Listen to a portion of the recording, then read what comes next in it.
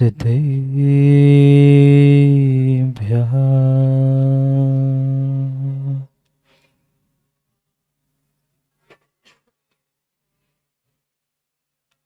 श्रीमत्परं गम्भीर स्याद्वाद्मोघलाञ्छनम् जियात्रैलोक्यनाथस्य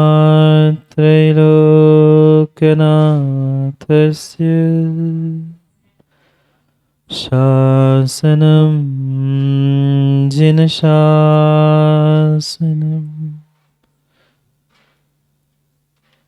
जय मंगल भूदाणं विमलाणं नाणतंसनमयारं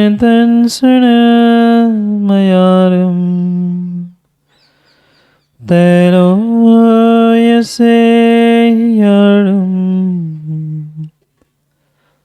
नमोऽस्यस्य विसीताणम्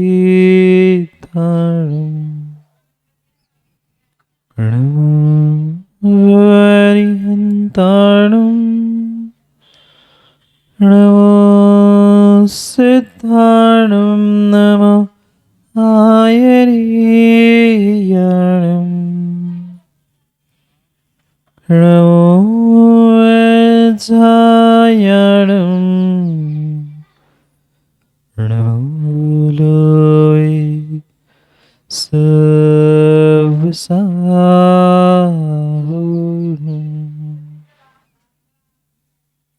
अनंत अनंत परम सिद्ध भगवान की जय हो। 1008वें आदिनाथ भगवान की जय हो। परम पूज्य आचार्य भगवान कुंद कुंद स्वामी की जय हो। परम पूज्य आचार्य भगवान गुरुवर विशुद्ध सागर जी महाराज की जय हो। सनातन जैन धर्म की जय हो। बोले परम पूज्य मुनि श्री 108 सुप्रभ सागर जी महाराज जी की, मुनि संघ की नमोस्तु शासन, नमोस्तु शासन। अंतिम निर्देश। वर्धमान स्वामी के शासन में हम सभी रास्ते और उनकी ये पावन पीयूष देशना हम सभी के लिए परम उपकारी। अनादिकाल से हमारी आत्मा में जो जन्म, जरा और मृत्यु रूपी रोग लगे, उन रोगों का उपशमन करने वाली कोई परम औषधि है तो वह है एकमात्र यह जिनवाणी है। भव्यात्मा, हर व्यक्ति इस संसार को, जीवन को बंधन की तरह मानता है। करे भी क्या, उसने शायद आज तक अपने इस जीवन को, इस संसार को, इस धर्म को समझा ही नहीं, क्योंकि वास्तविकता कुछ और होती है और व्यक्ति सोच के कुछ और ही बैठता है। इस धरा का कोई भी धर्म हो, वह धर्म कभी भी बंधन, हिंसा नहीं सिखाता। पर जीव जब सत्यता को नहीं समझ पाता, कहीं न कहीं वह भ्रमित होते हुए कुछ को कुछ समझकर कुछ का कुछ प्रतीत करता रहता है।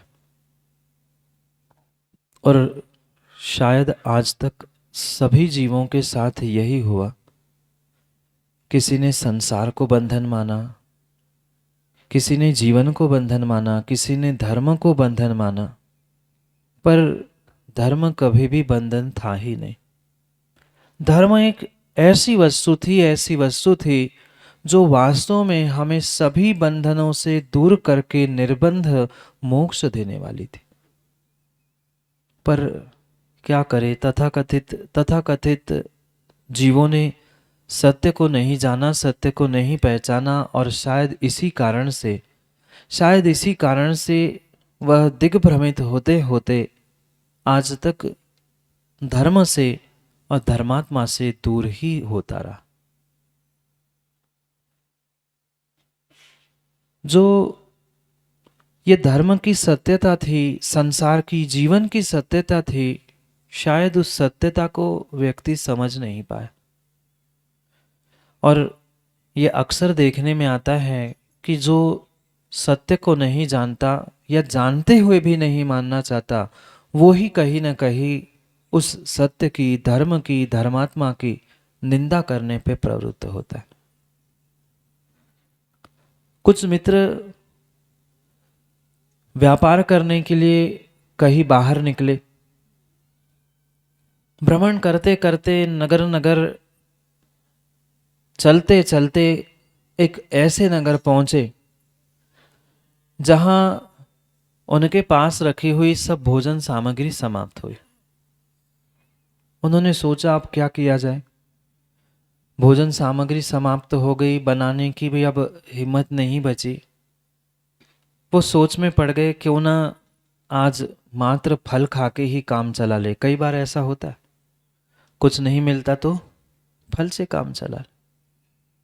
उन मित्रों ने भी सोचला ठीक है कोई बात नहीं है, तो फल खा के ही काम चला ले। नगर में पहुंचे, नगर में बहुत बड़ा फल का ठेला लगा था, दुकान लगी थी। उन्होंने सोचा कि चलो अच्छी बात है, छोटे छोटे दुकानों से क्या खरीदना, बड़ी दुकान लगी है फल की, वहीं से खरीद लेंगे।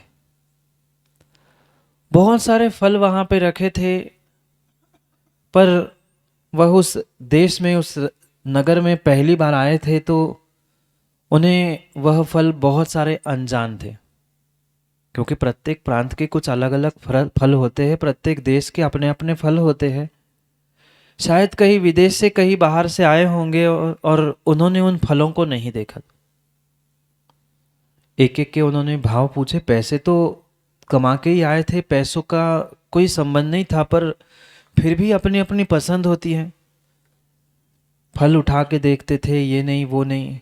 एक फल उन्हें बहुत पसंद आया, और जैसे ही वह फल उन्हें पसंद आया, उन्होंने पूछा अब बेचने वाला तो बेचने वाला, वह तो उस फल की प्रशंसा करने लगा। हाँ, ये बहुत अच्छा फल है, हमारे देश के जितने सम्राट और विशेष विशेष लोग हैं ना, ये सभी इस फल को ही खाते हैं, इसको तो घर ले जाते।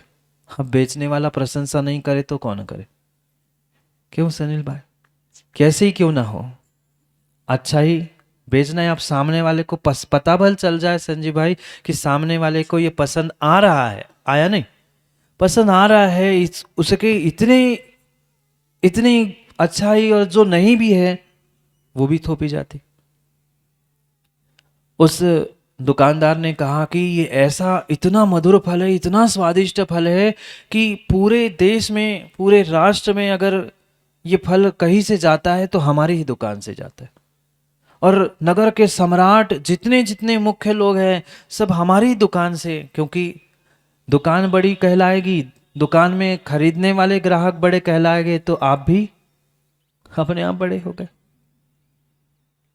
कसाई की बात थी, सम्मान मान की बात थी। उन्होंने खूब प्रशंसा की, ये फल बहुत सुंदर है, बहुत अच्छा है, बहुत स्वादिष्ट है, बहुत ताकतवर है, इसके साथ कुछ खाने की आवश्यकता नहीं है, ये पौष्टिक है। सब पंचायत हो गई। अब उसने इतनी बातें सुनी, इतनी बातें सुनी, उन तीनों चारों मित्रों का भी मन हुआ चलो नया फल सही खा के देखते हैं, क्योंकि आप लोग भी कहीं जाते हैं और नया कुछ मिल जाए तो क्यों माता, सबसे पहले वही खरीद लेते, भले ही उसका उपयोग हो नहीं हो, पर चम्मच करछली तो अभी लगेगा मेला, कुछ ना कुछ खरीद ही लेंगे। भले ही जरूरत नहीं है, पर वहां गए थे, शिखर जी गए थे, क्या ले आए? लट ले आए। काम की क्या रखेंगे दीवार को टिका के, पर शिखर जी से लाठी ले आए। ऐसे ही होता है ना, आशीष जी कहीं यात्रा के लिए गए, कुछ काम का नहीं, पर चुन्नर ले आए, क्यों? दिखाने के लिए वहां से ले आए। क्या करें? उन्होंने भी सोचा कोई बात नहीं, खाने की व्यवस्था भी नहीं है, ये इतनी प्रशंसा कर रहा है, क्यों ना हम खरीद ले, इस फलों को ही खरीद ले। वो दूसरे कोई फल नहीं थे, वो नारियल थे। वो नारियल थे, श्रीफल थे। उन्होंने कभी देखा ही नहीं था नारियल का पेड़ होता है, फल होते हैं और उसको कैसे खाया जाता है। बस उसने ये सुना था कि बहुत स्वादिष्ट है, बहुत अच्छे हैं, सम्राट खाते हैं। और फिर तो क्या, खरीद लिए।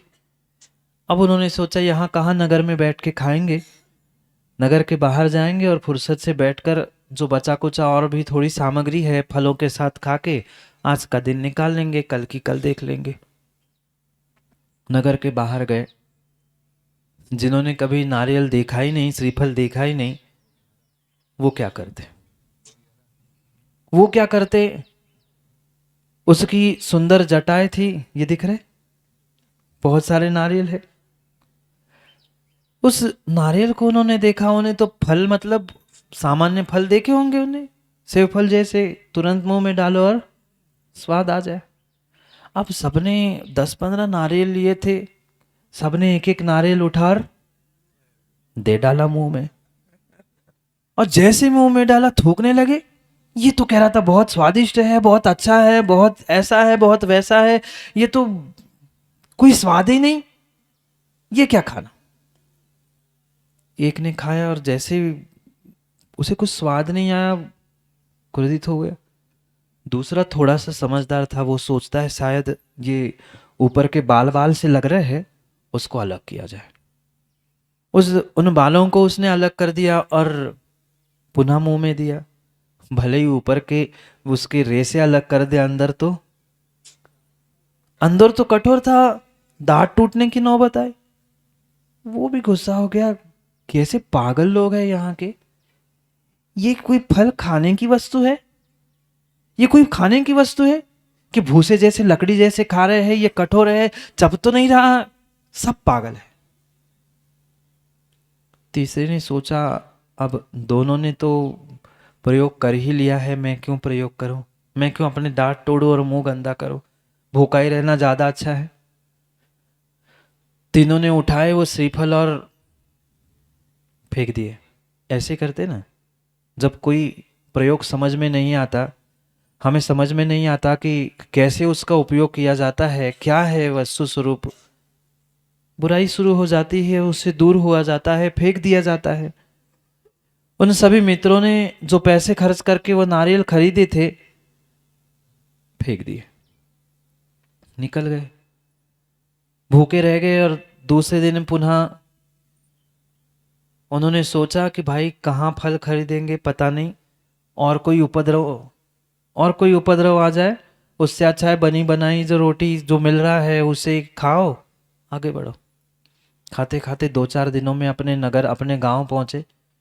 और स्वाभाविक सी बात है, कोई बाहर से आता है तो हर कोई पूछता है भैया क्या देखा है, क्या खाया है, क्या ले आए। सब लोग पहुंचे, तुम इतने महीनों बाद यात्रा करके आए हो, बहुत सारी अच्छी बातें देखी होगी, क्या क्या देखा, क्या लाए क्या नहीं। अब अच्छा अच्छा आदमी कम बताता है और बुरा ज्यादा बताता है। अच्छा ही बताने की आदत ही नहीं लोगों की, क्योंकि आंखें अच्छा ही देखनी जाती ही नहीं है। सब कुछ अच्छा देखने पर, इतने हजारों लाखों कमा के आने के बाद भी उन्होंने कहा कि पूरी यात्रा में एक ऐसा पागल देश मिला, वहां के लोग पूरे के पूरे पागल, बेचने वाला पागल, खरीदने वाले पागल, और पागल सम्राट भी पागल। सामान्य लोग खरीदते, जिन्हें अकल नहीं है उनका भी समझ में आता। बड़े बड़े सम्राट उस नगर के ऐसे फल खाते हैं जिसमें कोई स्वाद नहीं। बेचने वाला तो महामूर्ख था, पागल था। वो कह रहा था कि बहुत स्वादिष्ट है, पौष्टिक है। बुराई शुरू हो गई। क्या श्रीफल नारियल स्वादिष्ट नहीं था? क्या ताकतवर नहीं था? क्या पौष्टिक मधुर नहीं था? था तो सब कुछ, था तो सब कुछ, पर प्रयोग करने की अकल, प्रयोग करने की अकल, प्रयोग करने की अकल नहीं थी। और जब तक उस वस्तु को प्रयोग करने की, फल की प्रयोग करने की अकल उनके पास नहीं थी, तब तक उनको उनको उसका स्वाद नहीं आता। वो कहावत भी सुनी होगी ना, नहीं सुनी आप लोगों ने? अंगूर, अंगूर नहीं आया समझ में? समझ में तो आए होगा प्रधान जी। अंगूर किसे खट्टे हैं? जिसको अंगूर तक पहुंचने की शक्ति ही नहीं है उसके लिए अंगूर खट्टे हैं। जिसको नारियल खाने की अकल ही नहीं है, फोड़ के उसका पानी पीने का ही बोध नहीं है, वो यही कहता है नारियल में तो कोई स्वाद ही नहीं है, नारियल कोई फल ही नहीं होता, वो तो नारियल है।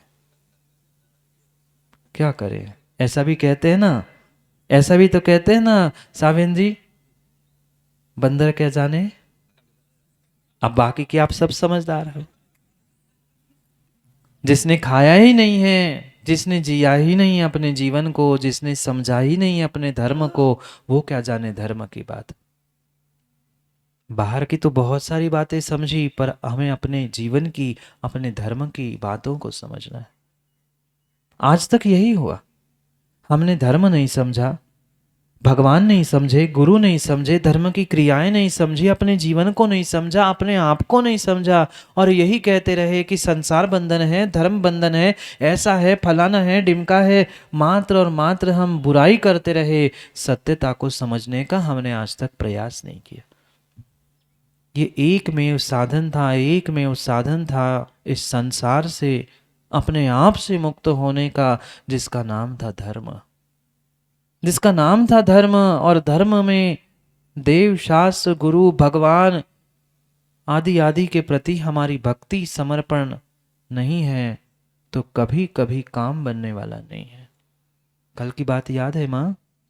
विसर्जन, श्रद्धा है, समर्पण भी किंचित क्वचित कहीं कहीं पे है, पर समस्या ये है कि हमारे श्रद्धा समर्पण के साथ हमारे कषायों का विसर्जन नहीं है, इसलिए हम सत्य सामने होने पर भी सत्य को समझ नहीं पा रहे। आंखें हैं, बिल्कुल आंखें हैं, आंखें हैं, आंखों में कमी नहीं है, पर समस्या है आंखें होने पर भी आंखों में रोशनी नहीं है। पूछ रहा था एक अंधा व्यक्ति पूछ रहा था कि भाई बताओ ये प्रकाश कैसा होता है, उजाला कैसा होता है? प्रकाश की परिभाषा से क्या उसको प्रकाश समझ में आएगा? कितना ही घंटों का संजू भाई तुम लेक्चर दे देना, उजाला ऐसा होता है, धर्म ऐसा होता है, नारियल का स्वाद ऐसा होता है। अरे जिसको अकल ही नहीं है, जिसको होश ही नहीं है, जिसको रोशनी ही नहीं है, उसे तुम उजाला क्या अंधकार भी समझाओ तो भी समझ में आने वाला नहीं है। जिसने अंधकार को समझा है वही उजाले को समझ सकता है। जो अंधकार को नहीं देख पा रहा है वो उजाले को कभी देख ही नहीं सकता। जिसने जिसने जिसने नन्ना अपने मिथ्यात्व को नहीं जाना है वो सम्यक को कभी जान ही नहीं सकता। पहले अंधकार को जानना होगा, आंख खोलकर अंधकार को जानना होगा, आंख खोलकर अपनी कसायों को जानना होगा, आंख खोलकर अपनी गलतियों को जानना होगा, तब तो तुम अच्छाई को, सम्यक को, श्रद्धा को जान पाओगे। उसके अभाव में नहीं जान सकते। कितना ही लेक्चर दे देना उस अंधे को, उजियारा ऐसा होता है, प्रकाश ऐसा होता है, सूर्य ऐसा खिलता है, चंद्रमा की रोशनी ऐसी होती है, ये सब वो शब्दों से ही सुन सकता है, आंखों से अनुभूत नहीं कर सकता। क्यों? क्योंकि उसने आज तक अंधेरा भी अनुभूत नहीं किया। अंधेरा भी देखने के लिए आंख चाहिए, अंधेरा देखने के लिए आंख चाहिए। आप कितनी ही धर्म और धर्मात्माओं की मां बुराई करते रहना, परिविश्वास मानना, कहीं न कहीं आप रियल को नहीं जानते, इसलिए ना रियल की बुराई कर रहे हैं। अगर फल के स्वाद को, फल के खाने के तरीके को, फल के ढंग को अगर आप जानते होते तो शायद किसी के धर्मों को, किसी की श्रद्धा को, किसी के जीवन को आप बुराई की दृष्टि से देख ही नहीं पाते। देख ही नहीं पाते। आप किसी की बुराई कर रहे हो, चाहे धर्म की, धर्मात्मा की, श्रावक की, व्यक्ति की, इंसान की या वस्तु की भी, कहीं ना कहीं आपकी आंखों में खोट है, आंखों में कमी है, आपकी सोच में कमी है। कहीं ना कहीं कमी हमारे भीतर है। व्यक्ति अपनी स्वयं की कमी कभी नहीं खोजना चाहता, दूसरों की कमी अक्सर देखता रहता है। क्यों नहीं सुधर पाए? क्यों नहीं जिंदगी का स्वाद ले पाए, क्यों नहीं धर्म का स्वाद ले पाए। आचार्यों ने तो कहा, बड़े बड़े संतों ने कहा, धर्म ही संसार में सबसे बड़ा सुख का साधन है। नहीं कहा क्या? कोई भी धर्म संप्रदाय में जाना, सभी जगह यही कहा, सुख का साधन कोई है, मोक्ष का साधन कोई है तो धर्म है। धर्मा सर्व सुखा करो। सभी सभी सभी सुखों का अगर कोई साधन है तो मात्र और मात्र धर्म है। पर कई वर्षों से तो धर्म करते आए, पूजा नहीं की, भगवान को जल द्रव्य नहीं चढ़ाया, क्या सुख मिल पाया? क्या सुख मिल पाया? घर की तो परेशानी मिट नहीं पाए, घर की तो छोड़ो, शरीर की, अपने मन की तो बुराई नहीं मिट पाई, फिर क्या बात है? गलती धर्म की नहीं थी, कमी नारियल में नहीं थी, कमी नारियल में नहीं थी, कमी नारियल में नहीं थी, नारियल का प्रयोग करने वाले में कमी थी, धर्म में कमी नहीं थी, धर्म की क्रियाओं में कमी नहीं थी। सच्चे देव, शास्त्र, गुरु, भगवान आदि किसी किसी किसी में कमी नहीं थी। कमी अगर किसी में थी तो मेरी श्रद्धा में, मेरी रोशनी में, मेरी सोच में कमी थी।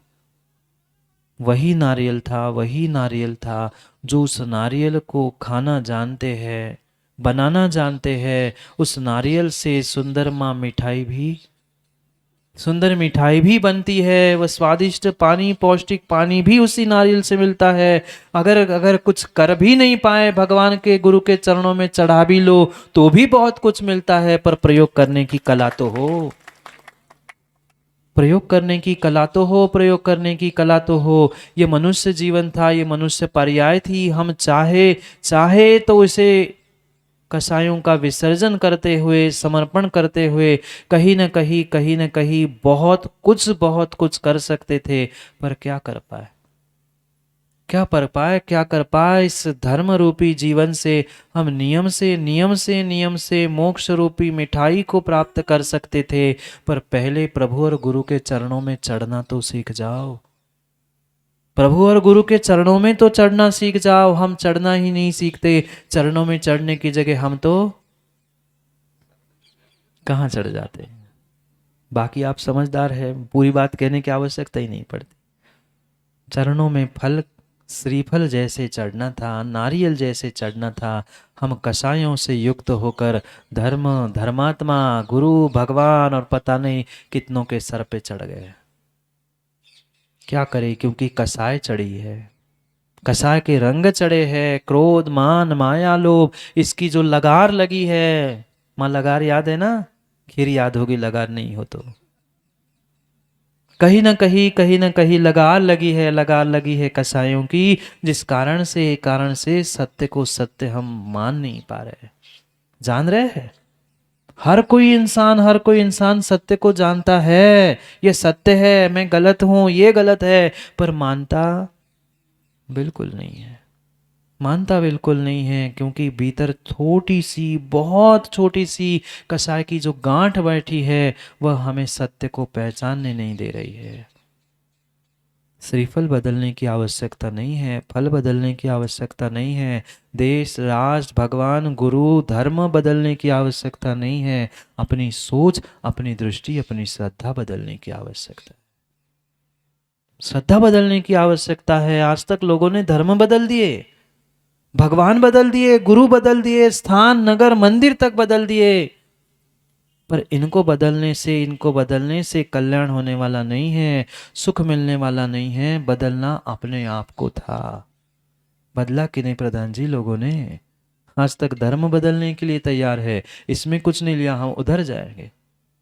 भागते रहो, भागते रहो, भागते रहो, पर भागने से तुम्हें आनंद मिलने वाला नहीं है। कहीं तो ठहर जाओ, जहां ठहरे हो वही ठहर कर आनंद लेने का प्रयास करो। हम भागते रहे इसके पीछे, कभी उसके पीछे, कभी उसके पीछे। अरे एक ही के पीछे भागते रहते, एक ही के स्थान पर अगर बैठे रहते तो शायद जीवन के अंतिम पड़ाव में ही तुम्हें सुख आने लगता। पर क्या करे, पूरा जीवन बीत गया, पूरा जीवन बीत गया। नारियल में स्वाद नहीं है, इस फल में स्वाद नहीं है, उसमें स्वाद नहीं है, इससे कुछ नहीं मिल रहा। अरे तेरी श्रद्धा में जान नहीं है, इसलिए तुम्हें उसमें स्वाद नहीं आ रहा। आवश्यकता आवश्यकता आँख खोलने की मात्र नहीं है, भीतर की रोशनी की भी आवश्यकता है। जितना पुरुषार्थ उस अंधे व्यक्ति को समझाने में आपने किया था कि प्रकाश ऐसा होता है, उजाला ऐसा होता है, ये ऐसा होता है, उतनी ही मेहनत अगर तुमने उतनी ही मेहनत उसकी आंखों की रोशनी बढ़ाने के लिए ऑपरेशन करके की होती तो शायद तुम्हें शब्दों में कहना ही नहीं पड़ता कि श्रद्धा ये होती है, उजाला ये होता है, अंधेरा ये होता है। समस्या यही हुई हमारे साथ। सभी सभी सभी आंख वाले अंधे हैं, नहीं है? आंख तो है सौधर्म जी, आंख तो है, पर आंख होते होते भी आप अंधे हैं। आंख तो खुली है पर क्या करे, श्रद्धा की रोशनी की कमी है। ऑपरेशन करना पड़ेगा, ऑपरेशन करना पड़ेगा, ऑपरेशन करना पड़ेगा। कौन से डॉक्टर से? कोई डॉक्टर से आशीष जी ऑपरेशन नहीं होगा। किसी किसी किसी अस्पताल में किसी अस्पताल में जाकर उस आंखों का ऑपरेशन नहीं होगा, क्योंकि वह चर्म चक्षु नहीं है, ये बाहर की आंखें नहीं है, वह श्रद्धा की रोशनी की आवश्यकता है। कितने ही बाहर के डॉक्टर रमगड़ा खोज लेना, पर अगर भीतर की ही, ऐसा बुंदेलखंड में कहते हैं, हिये की ही फूट गई है। जिसके भीतर की हिये की ही फूट गई है, श्रद्धा की ही फूट गई है, वो बाहर से कितना ही कुछ कर ले, पर रोशनी आने वाली। बोलो रमगड़ा, तुम्हारी दवाई काम करेगी? आंखों की रोशनी नहीं है, आंखें ही खराब है। कितने ही ड्रॉप, कितनी ही दवाई, कितने ही कर लेना, कमजोर रोशनी को तो तुम मजबूत कर सकते हो, पर जिसकी रोशनी ही नहीं है उसमें रोशनी डाल सकते हो? नहीं। अंधे को उन्हीं आंखों से कभी रोशनी नहीं दी जा सकती, उसको कहीं न कहीं शल्य चिकित्सा करनी ही पड़ती है। जैसे आंखों की रोशनी के लिए शल्य चिकित्सा की आवश्यकता है ना, बिल्कुल ऐसे ही भीतर की कसायों को, भीतर की गांठों को निकालने के लिए भी शल्य क्रिया की आवश्यकता है, जिसे कोई दूसरा करने वाला नहीं है, तुम्हें स्वयं को ही स्वयं से ही करनी है, तभी काम होगा, अन्यथा होने वाला नहीं है। नहीं है, क्योंकि ये ध्यान रखना, मैंने कल भी कहा था, आज भी कह रहा हूं, कुछ पाने के लिए, माँ बोलो ना, कुछ पाने के लिए कुछ खोना पड़ता है। कुछ पाने के लिए कुछ खोना पड़ता है। तुम्हें आंखों की रोशनी चाहिए तो पुरानी आंखों को खोना पड़ेगा। तुम्हें श्रद्धा चाहिए, सम्यक चाहिए, मोक्ष चाहिए, निर्बंधता चाहिए, तो पुराने बंधनों को, पुरानी सोच को, विपरीतता को तुम्हें खोना पड़ेगा, तब जाके कुछ काम बनेगा। बिना खोए तुम कुछ पा नहीं सकते, बिना खोए कुछ पा नहीं सकते, बिना खोए कुछ पा नहीं सकते। अगर बचपन नहीं खोया होता तो जवानी नहीं पाते, और जवानी नहीं पा खोई होती तो आज वृद्धत्व और बड़प्पन नहीं पा पाते। ये सूत्र जीवन का याद रख लेना, धर्म का सूत्र है, पाए बिना खोया नहीं जाता, और खोए बिना पाया नहीं जाता।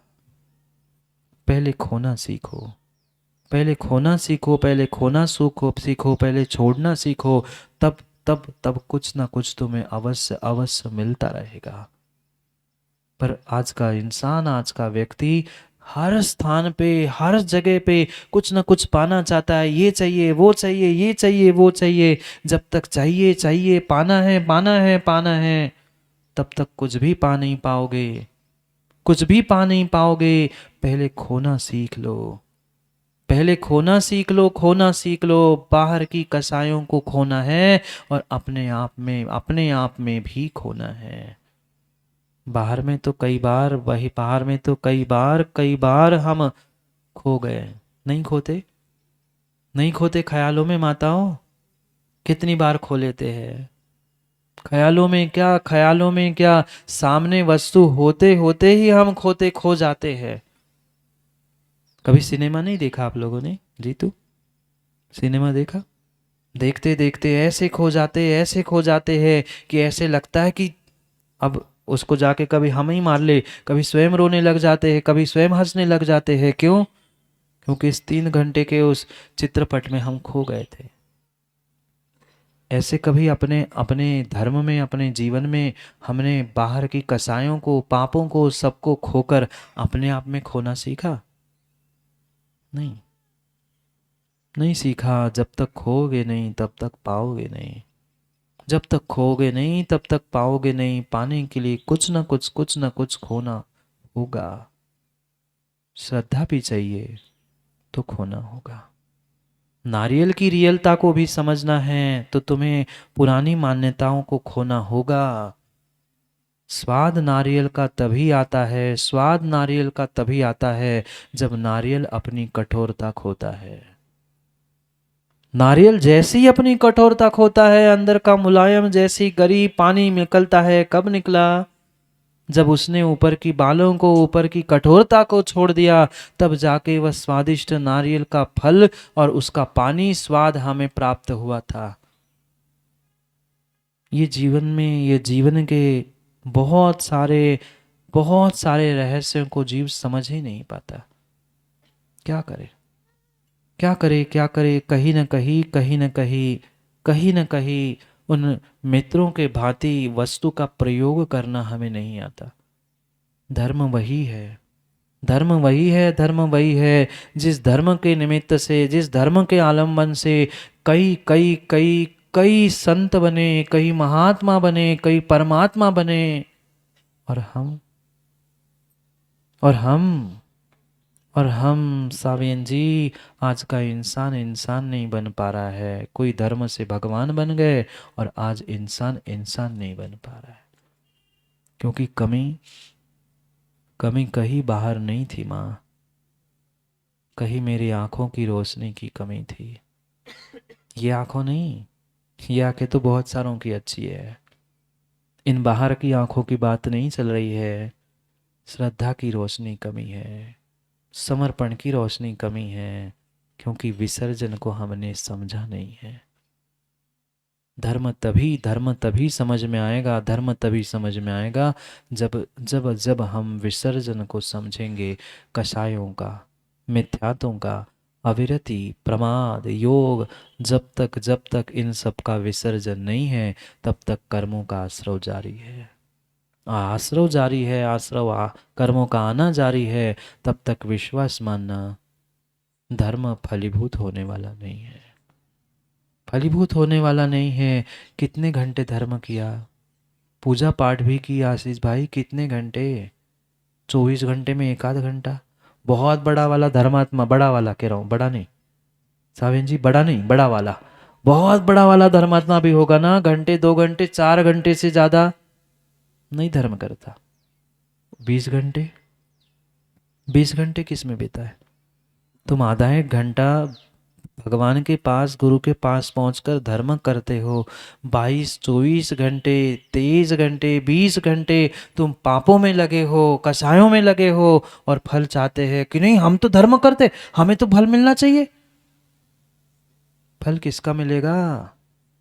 फल किसका मिलेगा? फल किसका मिलेगा? 20 22 घंटे तुम पापों में लगे हो, कसायों में लगे हो, और 1 घंटे के धर्म का, पुण्य का तुम्हें पूरे जीवन भर फल मिले? कैसे मिले? कैसे मिले? कैसे मिले भाई? तुम जो जितना जैसा करोगे उसका वैसा वैसा उतना ही फल मिलेगा। ये ध्यान रखना, ये ध्यान रखना। किसी कुल में, किसी किसी संप्रदाय में, किसी स्थान पे जन्म ले लेना ये भिन्न विषय है, पर श्रद्धा होना भिन्न विषय है। जरूरी नहीं है, जरूरी नहीं है कि अमुक कुल में जन्मने वाला ही परमात्मा को माने, अमुक कुल में जन्मने वाला ही वह श्रेष्ठ है। जरूरी जरूरी नहीं है, जरूरी नहीं है। एक एक एक मिथ्या दृष्टि कुल में जन्मने वाला भी, अन्य कुल में जन्मने वाला भी, छोटे से कुल में धर्म में जन्मने वाला भी भगवान बन सकता है। भगवान बन सकता है। भगवान नहीं बन पा रहे हैं, भगवान नहीं बन पा रहे हो ज्ञानियों, कम से कम भगवान के भक्त ही बन जाओ। भगवान के भक्त ही बन जाओ, भक्त बनो। पप्पू भाई मतलब कम भक्त नहीं बनो। भक्त तो बनना है, कम भक्त नहीं बनना। कम भक्त नहीं बनना है, श्रद्धा की रोशनी की आवश्यकता है। बाहर का सब कुछ मिला, इंसान बन गए, पर श्रद्धा नहीं है, रोशनी नहीं है, तो ये आंखें, ये इंसान, ये मनुष्य पर्याय कोई काम की नहीं, कोई काम की नहीं है। माँ कुछ पाना है तो कुछ खोना सीखो। कब तक कब तक कब तक कसायों की गांठों को हम बांध के रखेंगे? कब तक कसायों की गांठों को हम बांध के रखेंगे? थोड़ा सा विचार करके उन गांठों को खोल दे, खोल दे। वस्त्रों की गांठ बाद में खुलेगी, पहले कसायों की गांठ खोलना सीख ले, तभी कुछ काम हो पाएगा, तभी कुछ काम हो पाएगा, तभी कुछ काम हो पाएगा। क्योंकि अध्यक्ष जी समय हो गया है, समय हो गया है, समय हो गया है। चंद दिनों में, चंद घंटों में, अब दिन भी नहीं मात्र घंटे बचे हैं, चंद घंटों में परमात्मा इस बानपुर हस्तिनापुर में जन्म लेने वाले हैं। तीन लोग के नाथ यहाँ पधारने वाले हैं। फिर सोच लो, विचार कर लो, सोच लो, विचार कर लो। सौधर्म ऐसी विशुद्धि बनाओ, ऐसी विशुद्धि बनाओ। 6 महीने पहले से सौधर्म कुबेर को भेजकर रत्नों की वर्षा करता है, तो क्या कर रहा है? कितने रत्न है जेब में? कितने रत्न हैं अम्मा? कुबेर के तो है। रत्नों की वर्षा होती है 6 महीने पहले से। अब 6 दिन भी नहीं बचे। मैंने तो छोड़ ही दो, मैंने तो छोड़ ही दो, मैंने तो छोड़ ही दो। अब आसमान से रत्नों की वर्षा होती है जब परमात्मा अवतरित होते हैं, गर्भ में आते हैं। अब ये बानपुर बचने वाला नहीं है आशीष जी तुम्हारा, अब ये बानपुर बचने वाला नहीं है। ये शांतिनाथ भगवान की जन्मस्थली, शांतिनाथ भगवान की जन्मस्थली हस्तिनापुर के नाम से जाना जाने वाला है, कुछ ही दिनों में, कुछ ही घंटों में। माँ हो गई तैयारी? वस्त्रों की नहीं, नहीं तो वो तो जोड़ी इकट्ठी करके रख ली आप लोगों ने, उनकी बात नहीं कर रहा हूँ। क्या श्रद्धा की भावों की तैयारी हो गई? श्रद्धा की भावों की तैयारी हो गई? घर में, घर में, घर में एक कोई अतिथि आता है, कोई एक दामाद भी घर में पहुंच जाता है, तो कितनी तैयारी होती है। कल दामाद जी आ रहे हैं, कल वो आ रहे हैं, कल ये आ रहे हैं, कल ये आ रहे हैं। साक्षात सोचो, तीर्थंकर परमात्मा आपके नगर में अवतरित होने वाले हैं। कितनी तैयारी सबको मिलके करनी है, सबको मिलके करनी है। कोई ऐसा प्रधान जी घर नहीं होना चाहिए पूरे बानपुर में कि जिनके घरों के सामने चौक नहीं पूरे हो। एक नगर में पहुंचे थे, रामगढ़ उत्तर प्रदेश में है, मड़ावरा में, ऐसे जानते होंगे आप।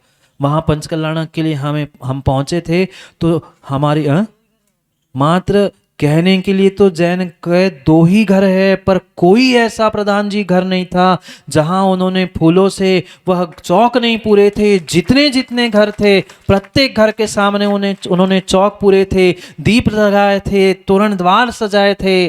बानपुर का कोई ऐसा घर नहीं होना चाहिए, कोई ऐसा घर नहीं होना चाहिए कि जिसके घरों में ये ऐसी व्यवस्थाएं नहीं हो। बाहर से आने वाले, बाहर से, क्योंकि बहुत पूरे देश से लोग आने वाले हैं, अगर बाहर से कोई आए ना, वे पूत धोखे से किसी घर में भी घुस जाए, उन्हें पता ही नहीं चलना चाहिए आशीष जी कि बनिया को घर कौन सा है को और बाकी को घर कौन सा है। समझ में ही नहीं आना चाहिए, क्योंकि ऐसा उत्साह 3 लोग के नाक यहाँ पधारने वाले हैं। ये ध्यान रखना, पाए बिना, खोए बिना पाया नहीं जा सकता, पाया नहीं जा सकता। चाहे कौन किसी के भी लाने पूर के रख दे चौक। महाराज जी पूछ रहे हैं किसके लिए पूर रहे, कैसे पता चले, आने वालों के लिए कि परमात्मा के लिए? अरे तुम परमात्मा के लिए पूर के रखो, फिर बाकी तो अतिथि वैसे ही आ जाएंगे। जो परमात्मा के लिए आह्वान करता है वो तो सामान्य अतिथि, वे पहुंचे नहीं पहुंचे, हम तो आशीष जी पहले ही तुम्हारे घर पहुंचे ही चुके हैं। समझ में भी आना चाहिए, समझ में भी तो आना चाहिए कि यहाँ वास्तव में परमात्मा की अगवानी होने वाली है, परमात्मा यहाँ अवतरित होने वाले हैं। चक्रवर्ती सोच लियो, होने तो तुम और नगर सेठ पद भी छीन ले दे जाए। हाँ चक्रवर्ती बने हैं, ऐसे उसी उसी काम नहीं होने, सूखे सूखे तो काम बने ही नहीं। हाँ नहीं तो प्रधान जी से ही कह दे तुम अब सभी से छीन ले हैं। तो ध्यान रखियो, सबको ध्यान रखने हैं और अपना भी ध्यान रखने हैं। सोचना, जो शांतिनाथ भगवान 3 पदों के धारी थे, ऐसे ऐसे शांतिनाथ भगवान उनका पंचकल्याण का आप सभी करने जा रहे हैं। मैं तो पुनः पुनः यही कहता हूँ कि बाहर से आने वाले लोगों को ये बोध ही नहीं होना चाहिए, समझ में ही नहीं आना चाहिए कि हम कौन से घर में पूजने जाए। सबके घर ऐसे तोरण द्वार, दीप, पताका, ध्वजा और सबसे ऐसे चौक आदि, रंगोली आदि से पूजने चाहिए कि लगना भी चाहिए कि कोई परमात्मा हमारे बानपुर नहीं, हस्तिनापुर में अवतरित होने वाले। समय हो गया है, समय हो गया है। ज़रूरी नहीं है, ज़रूरी नहीं है किसी एक स्थान, एक मंदिर में, एक धर्म में हम जन्मे हैं, क्योंकि प्रधान जी धर्म बंधन नहीं सिखाता, धर्म निर्बंध होना सिखाता है। चाहे कोई धर्म हो, धर्म निर्बंध होना सिखाता है। हमें निर्बंध होना है। जो धर्म, धर्म आयतन, धर्मात्मा आदि का जो संयोग हमें मिला है, उसका कहीं न कहीं, कहीं न कहीं, कहीं न कहीं हमें सदुपयोग करने की कला सीखनी है। श्रीफल वही है, धर्म वही है, बस खाने की कह दूँ आपकी भाषा में, खाने की तनक सी अकल आनी चाहिए।